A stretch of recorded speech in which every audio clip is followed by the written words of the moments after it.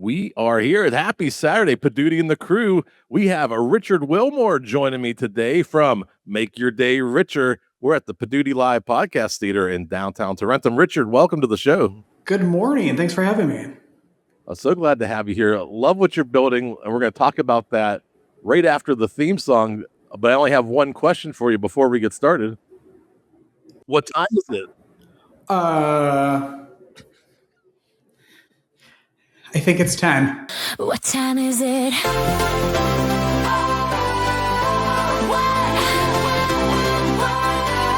time is it? Oh, it's time for On Duty and the News. On Duty and the News. The only live news podcast about podcasting from the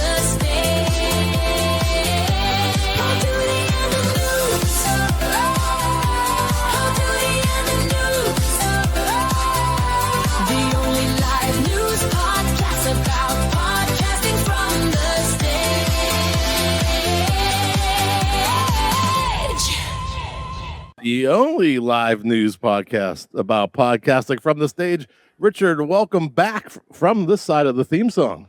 I love it. As someone who loves a good theme song, you did a great job with that one. Well, thank you. Thank you to Suno, actually. All credit. That could be the band name, Paduty and the News. Paduty and the News. That's the name of the theater that we're sitting in right now. We're doing this live. We call this Paduty and the Crew. Richard will officially be part of the crew after this show. There's a place on the website where everybody who's ever been a guest on the show has their own dedicated page with the shows that they're attached to, along with links to find them. And let's find out a little bit about Richard. Richard, tell us about Make Your Day Richer and some of the things you got coming up. You know what? 2026 is the 10-year anniversary of me podcasting, live streaming, making YouTube videos. I started the Richard Wilmore Show in 2016 and have been doing it ever since in one way or another. We did over almost 400 episodes of Make Your Day Richer over the last year and a half. And then starting Monday, Make Your Day Richer, the game show premieres. So I'm very excited about that, getting people in the studio, playing games, like with podiums. At some point, I'll get a Bob Barker mic, and it's going to be fun. So I'm excited about that. It starts on Monday. Oh, that's something that's after my own heart. Having a live theater space, bringing people in and doing shows live in front of an audience with people, creating something new. And one of the things we talked about last week with Dave Jackson was, you create something new in the moment. And the only time in the history of the world that moment exists is during that show. And that's what makes live shows, live podcasting so special, is you get this once in a lifetime experience. So any hints as to some of the games you'll be playing? So they're all knockoffs of games, but of course I don't want to get sued. So we've changed them. But they all revolve around my guest. So like if a guest is an author of romance novels, I create a game around kind of romance novel theme and their life, and we play a little game. And they're everything from like drawing games to trivia, all kinds of stuff. So every episode is kind of different. Awesome. And the best way to connect and find those shows? YouTube, probably. Make Your Day Richer. YouTube, Make Your Day Richer. I'll put the links in the show notes. Make sure you're there Monday. This podcast comes out Monday live as a live MP3 file. Or not as a recorded MP3 file. In that show notes will be the links to go watch Richard's new game show. So check it out. Make Your Day Richer on YouTube. Yeah. Are you ready to get into our stories today? Oh, I'm ready. Well, let's go. We're going to your home state here. From the State House to the stage. This comes to us from South Carolina. ETV and public radio is putting government front and center with a live taping of the South Carolina Lead podcast. And this week in South Carolina on January 8th at their Columbia studio, featuring South Carolina House Speaker Muriel Smith, hosted by Gavin Jackson alongside State House reporter Mayan Schlechter. The live event will preview the 2026 legislative session and the policy debates shaping the state's future. Free and open to the public with limited seating, This taping highlights how live podcasts are becoming powerful tools for transparency, giving audiences direct access to leaders, and turning civic conversations into shared real-time experiences. And this is one of the things that I really like about live podcasting. It's that community aspect, and you're bringing people into a space, a civic space, where you're going to discuss, hey, these are some things we're thinking about for the upcoming year, and you're going to be able to give feedback and share that feedback. And while you're doing that, record that show and distribute it as a podcast. When you hear stories like this, I don't know how far away you are from where was this at in Probably Colombia, I think. probably in Colombia. Was this something you would ever think about attending yourself? Listen, do you want to know something? I don't even know if I should say this, but I'm going to.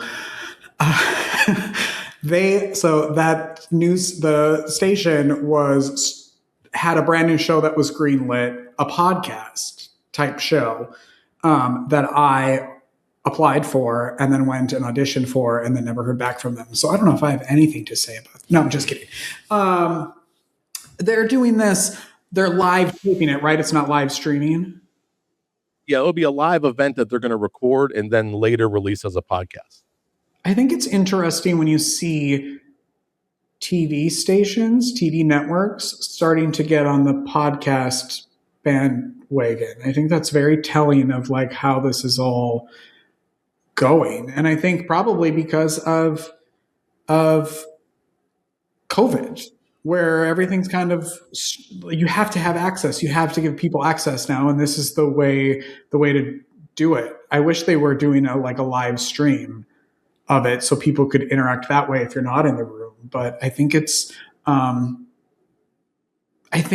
where we need that. We need to feel like we are in a room with someone that we're giving power to. I think we're all craving that. And we've seen this a couple times on the past episodes where traditional media is moving more and more into these new media formats. They're doing live streams, like you mentioned, in some cases. This is going to be a recording and then distributed as an MP3 file. It may even be recorded as a video and uploaded to YouTube for people to later comment on it and ingest. But these are things that you're seeing. This is public radio and South Carolina ETV that are doing more and more non-traditional ways of distribution. So, keep that in mind. If you're a business owner and you're thinking about like, oh, how do I get my podcast in front of people? Well, start thinking about maybe there's a live event. Maybe there's like a convention in your hometown about the things you do. And guess who's already there? People who like what you do. So you try to think of how do you integrate and intertwine your event or your podcast with these things that are already happening out in the public. Now that you say that, I did that a couple of years ago. There was a writing conference in Winston-Salem, and I took my show there, set up a little studio, and the authors were able to come and talk, and so they had access to something that they felt like they weren't able to ever do. So it was like right there on the spot, they could come and sit down. So it's very smart. I got a lot of great guests from that. It's a great way, really, like you mentioned, to meet people. Like you're already in an environment where people like what you're doing, or they like the same things that you're doing. And if it was writers and you met a bunch of writers, hey, I got there's some guests for your podcast. Yeah, exactly. Speaking of guests for your podcast, we want to see if they'll prove they're a real fan. And this is a follow-up from a story we did a couple weeks ago on the South Beach Wine and Food Festival. One of the acts, there's going to be a festival of live podcasters doing live podcasts at this food festival. And one of them, this guy, Scotty B, is part of the morning show with Elvis Duran.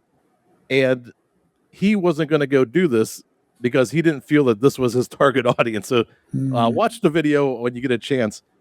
So prove you're a real fan.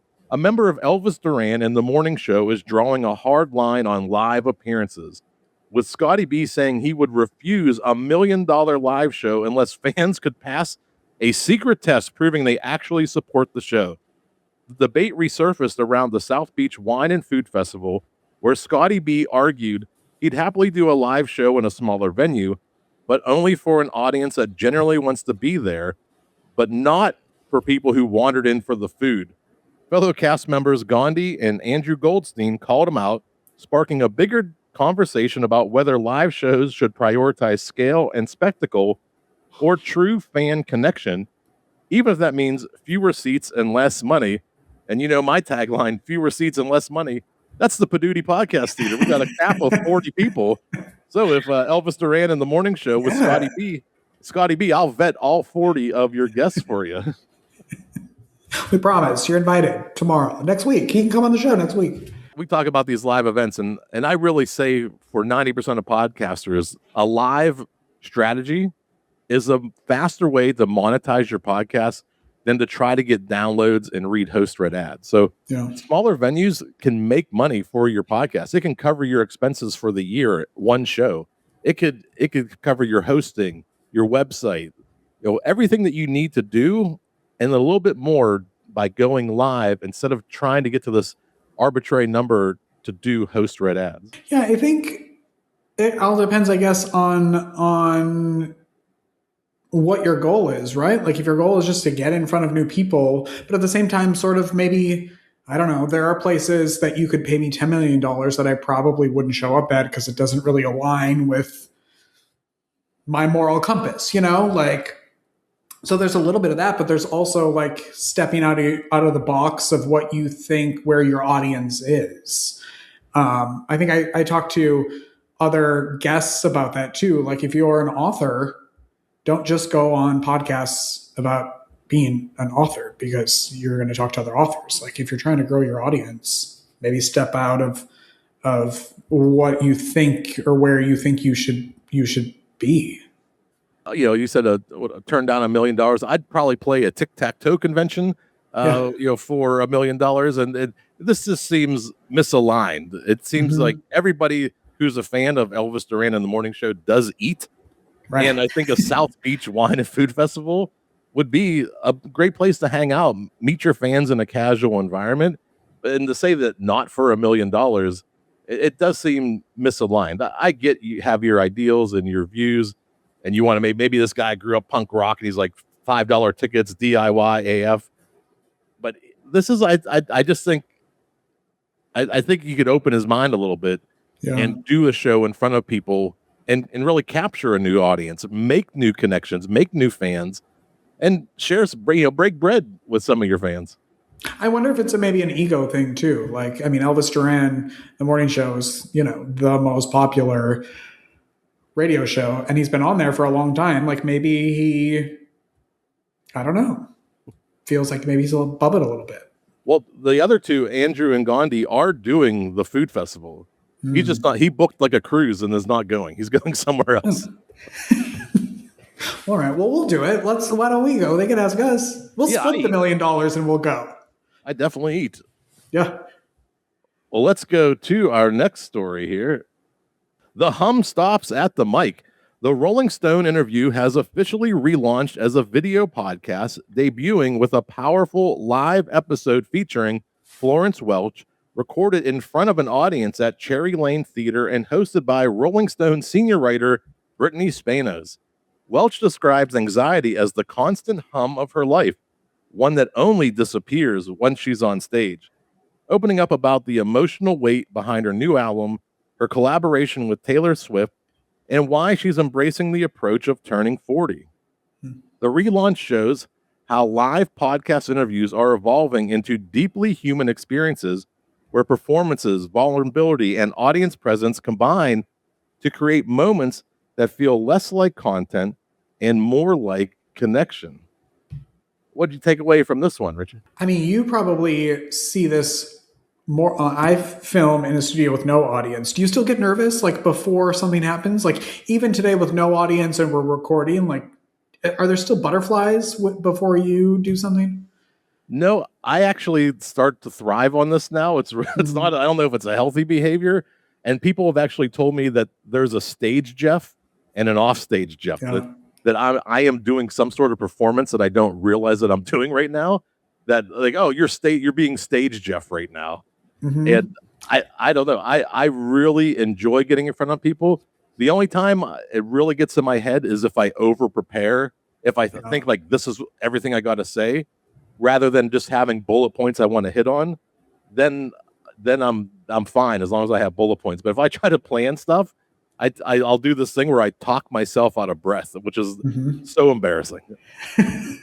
I've changed it from getting nervous about doing things in front of an audience to like changing kind of what that feels like in my head. Like it's all to me the same energy, whether you're nervous or excited.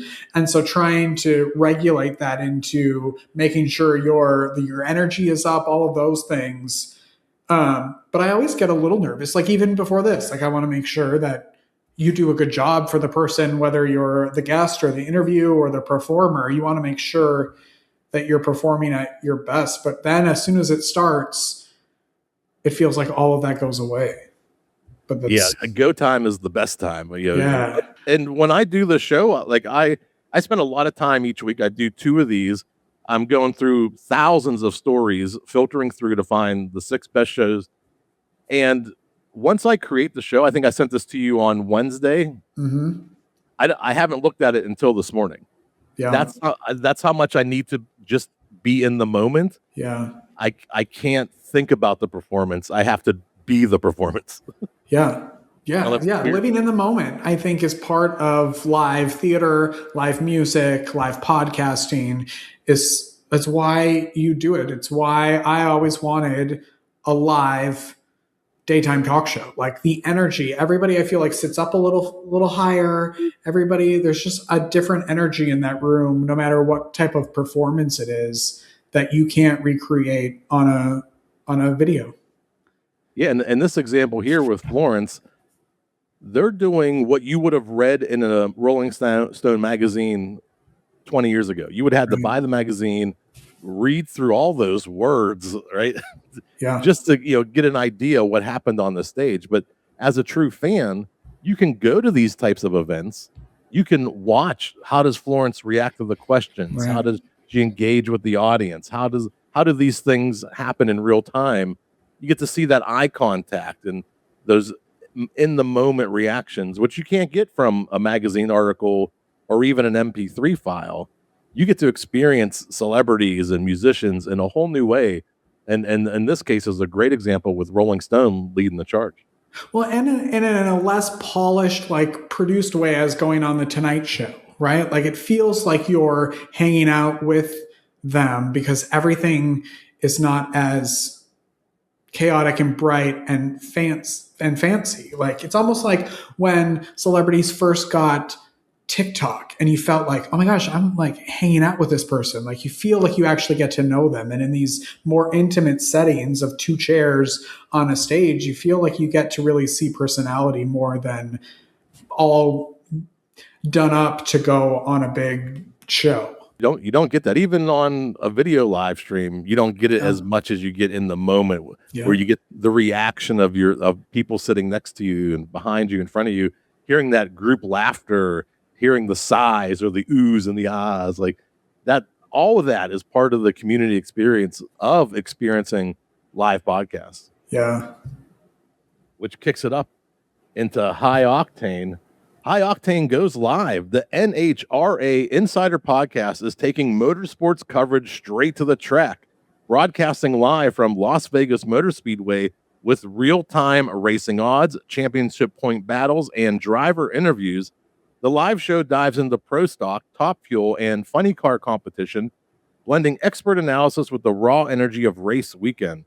It's another example of live podcasting isn't just about talking heads anymore. It's about putting audiences inside the environment, letting the sound, stakes, and spontaneity of the moment become part of the experience. And this was one we found on YouTube, one of the ones that qualify for that YouTube podcast experience. I can't verify if this is actually released as an MP3 file, but this is a thing that they're calling a YouTube podcast, and it's sponsored by Fox, the NHRA, and they're right in the middle of the action. What a better way to immerse fans than to be sitting pit side, hearing the cars rev and tires screech and mechanics throw wrenches. I don't know what else happens in the pit lane, but I'm sure things get thrown. Yeah, it's again being thrown in the middle of something and feel like you're involved, even if you're watching online and you're not there. I mean, even when people come to my studio, I have a crazy set and lots of colors, and everybody who walks in here is like, they feel like they're transformed, and their energy gets higher just because it's so bright, and my theme song and the lights and the colors, it all adds to the experience. I had someone drive. I live in South Carolina, like outside of Charlotte on the border, and I had someone drive from Nashville to come on my show just because what he saw when I did in-person interviews. He was like, I see the energy of you with a real person next to you and not on a screen. I have to come do that. And he drove all the way here and then turned around and went home. You can't replace being in the moment. And this is another thing that I say, these live events, they also combat all this AI slop that we're getting that people are turning away from. People crave real-time connection. Like the gentleman who drove to your studio wanted to be in the studio face-to-face because the energy was better. It was more personal. You could dive into more intimate details, or have a better conversation face-to-face. And you couldn't recreate that sharing screens, across 300-400 miles. Yeah. Yeah. And that's also like when you see live music and something fumbles or they, forget the lyrics, like it's all seeing someone's personality and feeling like you can relate to them. And so when you watch stuff like this, you feel like you're with these three, then you feel like there's just four of you hanging out, Yeah. And as a fan, if you're there, one of the things we say about live podcasting that we didn't expect when we built the theater is whenever you go live and you tell your friends, your family, your fans, we're going to be live on the main stage at this theater, the credibility for your show goes through the roof. And if you were a fan of the NHRA podcast and you've been watching them on YouTube and all of a sudden they pop by a track that's close to you and you show up and they're in the middle of the tarmac and they're broadcasting live, you're going to stick around and see them, shake their hands maybe afterwards, try to get an autograph, maybe a picture with them. It elevates the reality of that show. It elevates the credibility of those hosts when you've been watching them and then you see them face to face in person.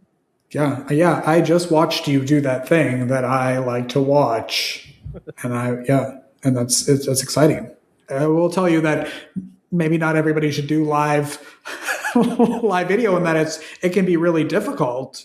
But if it's done well, I think it's so smart. Yeah, especially if you're live streaming enabled, like using StreamYard and stuff, where you can get reactions from even people that aren't in the room, and you can interact with the people that are watching real time. We were talking about 20 years ago, if you want to have a studio space like what Richard has or like what I have, it'd be hundreds of thousands of dollars. Yeah. The cameras we wouldn't even be able to afford. Yeah. But now we're able to put this thing together. Mine wasn't much more than $5,000-$6,000 all in, like with the chairs and the truss and the lighting, the mixer, all that stuff. You're able to put together your own television studio for less than the price of a Hyundai. Yeah. A used Hyundai. Yeah. Yeah. And then be able to create a space that people can connect with or at. Well, speaking of connecting with the crowd, off the lead and into the crowd, we've got the Sigma Sports Through and Off podcast took a bold live turn at Ruler Live 2025 as Dame Laura Kenny and Matt Stevens record their very first live episode together on the Sigma Sports stage. In front of a packed audience, the conversation jumped freely from game show appearances to commentary mishaps, embracing the unpredictability that only live performances allows. Things went fully off script when the microphone was handed off to the crowd for an impromptu Ask Me Anything segment, proving once again that some of the most memorable podcast moments happen when hosts lose the control and invite the audience into the experience. And I always joke, like, I grew up skateboarding and punk rock, so like anything that's chaos is where I thrive. Like a live environment can be anything you want it to be. And sometimes it's way more than you ever expect. But that's the beauty of being live. It's that unique once in a lifetime opportunity. Yeah. Yes. Organized chaos. You're too punk rock for probably organized chaos, but the nerd in me is like, I like chaos, but I like to have a little bit of control over that. A little bit. Like, let's not go Control too off chaos. the rails. I used to do on my show, I would have a random person, an audience member, do the opening of my show and introduce the guests. And then I would talk to them about their life or their nonprofit or whatever. And it's a great way to get random audience members involved in the show to feel like they were a part of it. That's also going to mean they're going to run home. They're going to share that episode because they were on it. And it's going to be it's a great marketing tool. Yeah, I love that idea. Back in the 90s, the 1900s, there was a video subscription service for skateboarding called 411. It was a video magazine. Instead of getting a print magazine, they would mail you a VHS tape every month. Wow. That was all the footage that they've been capturing of the skateboarders. But because they were in LA, California area, they would run into celebrities all the time. And they would just say, hey, Jack Black, say, hey, this is Jack Black. You're watching 411. So they would always have like these celebrities open up the show, just like what you're doing. Uh-huh. And it's a great way to connect, the audience to the show. And then even now they think they have a chance to be on the show to open it up. And they have a whole new connection with you. Yeah, when the Rosie O'Donnell show premiered, that's her. Every episode in all 6,000 episodes she did, there was an audience member opening, and everybody at Warner Brothers was like, "You can't have just a regular person on live TV," and her show was live doing that, and she was like, "Yeah, you can," and it worked every day, and that person got to feel really special, and they got to talk, and it's really creating a moment for someone that they didn't really think they were going to have. Yeah, what a community. I wonder if there's like a little club of people who, stuck together after the show as like, we were the openers for the Rosie O'Donnell show. I'm going to start that Facebook group. That'd be awesome to connect, and then they can post their scenes and relive it. Yeah.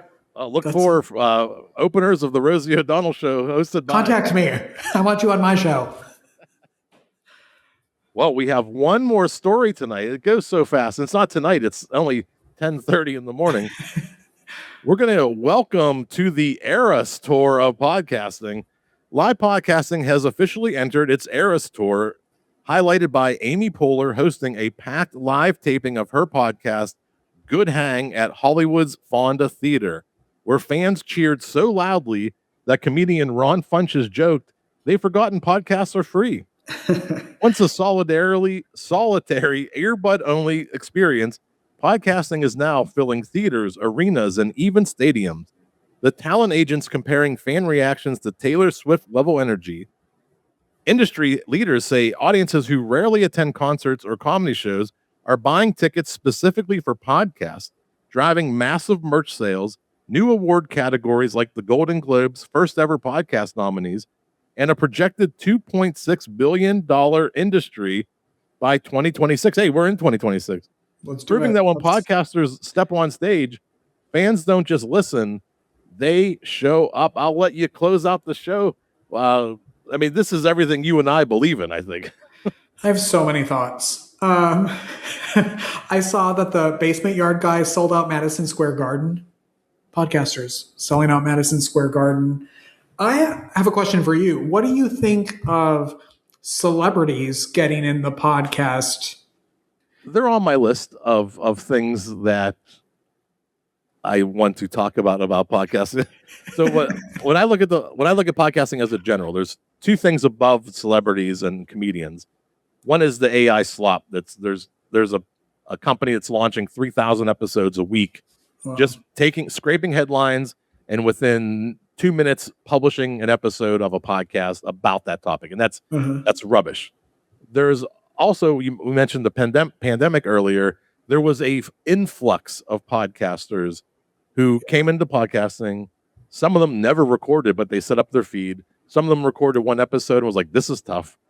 Very few of them, less than 80%, made it to 10 episodes. Yeah. So if we're looking at podcasting in a whole, there's already 4.5 to 5 million podcasts listed in these app directories. 90% of them are inactive. Mm-hmm. So podcasting has a discovery problem, I think, right now, where we need a way to filter out inactive shows. We need a way to filter out AI slop to bring up the podcasters who are creating new shows today in the moment. They're active, which I'm fine with. Now, comedians and comedians and actors and actresses, they are bringing audiences to podcasting, but they are bringing their audience. Right. So if you're a Whitney Cummings fan or a Burt Kreischer or Tony Hinchcliffe or any of these other podcasters who are doing these live huge events, then you're probably already a fan of them and you're probably finding them. The other problem is if you already were a podcast listener and you only have so many hours per week, maybe you have a half-hour commute, you listen to and from work, you have an hour a day, you have 5 hours. If your favorite comedian or actor comes out with a podcast that's an hour long, well, you just subtracted 20% of your total listening time from that week. That you just lost that 20% of that person's ability to find other podcasts. So there is an attention problem where the most popular people are taking most of the attention of the podcast industry. So I'd rather clean up AI and inactive shows and somehow work together, because I do think as we see more and more stadium shows, more and more theaters and arenas, people aren't just going to buy one ticket to see one podcast. You don't see that in music. You don't see that in comedy. What you do see is opening acts, right? A comedian can't carry a full 3-hour show. A musician can't carry a full 3-hour show. They need to have buffers and warm-ups to get the crowd amped up. And I think you're going to start to see these celebrities and looking for opening acts. And I think what Richard's doing, I think what I'm doing here at the theater, this is the breeding ground for opening acts. Like, you got to go somewhere. You're not going to go from your mom's basement to Madison Square Garden. It's just not going to happen. Yeah. There needs to be middle ground, stepping stones, and showing people what we do here, showing people that you don't just need a place like this. You have libraries, coffee shops, bars, restaurants all over the country that's looking to bring people in. So start partnering, start thinking, how do I get my show to that next level? How do I perform in front of 20 people, then 60 people, then 100 people? Then all of a sudden your show is probably ready to open up for a 600-700 seat theater. So I think what we're building now is that next step for podcasting, for live podcasting. So I don't hate the comedians. I don't hate the actors. I think they're building something bigger than it's all of us. And, good for them. They are monetizing. They are taking control of their brand.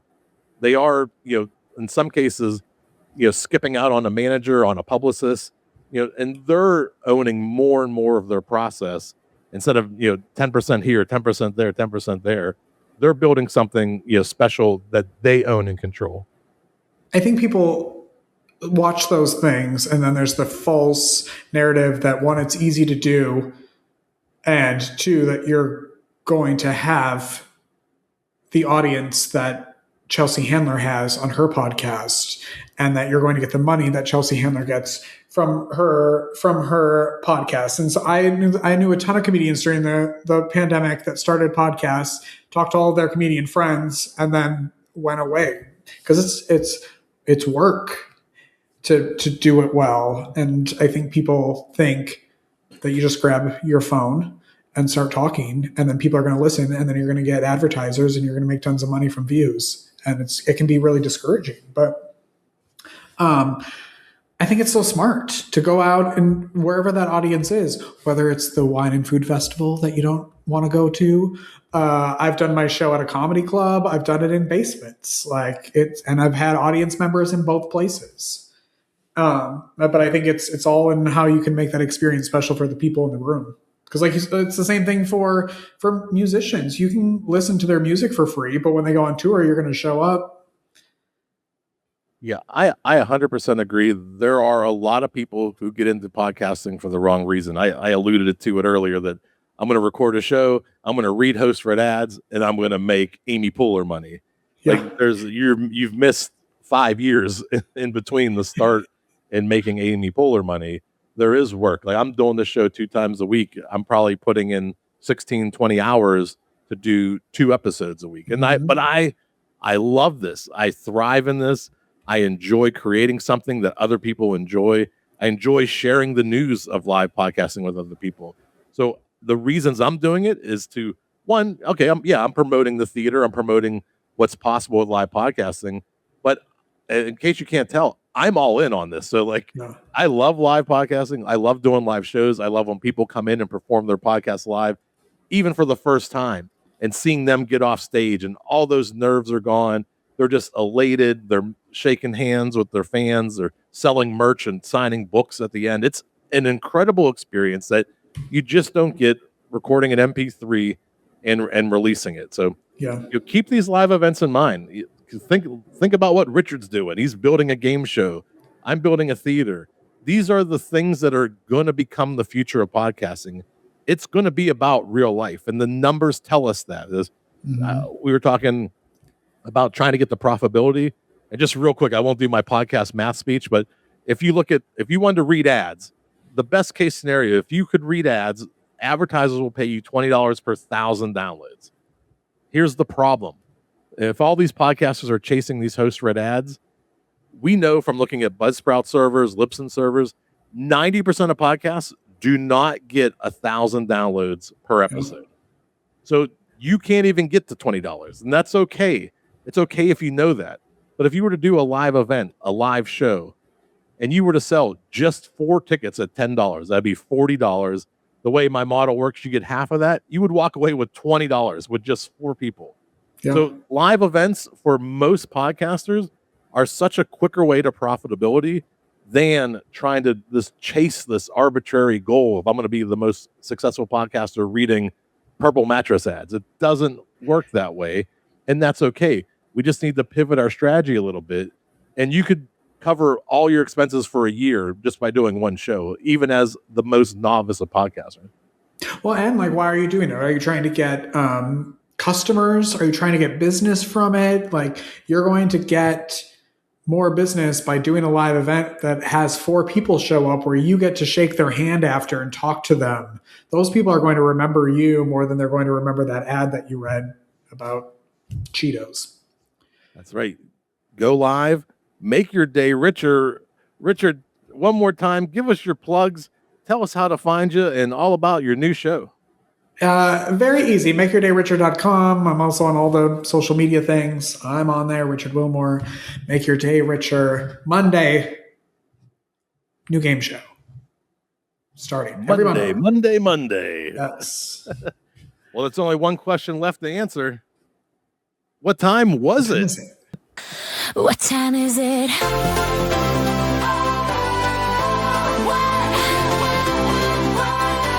What time is it?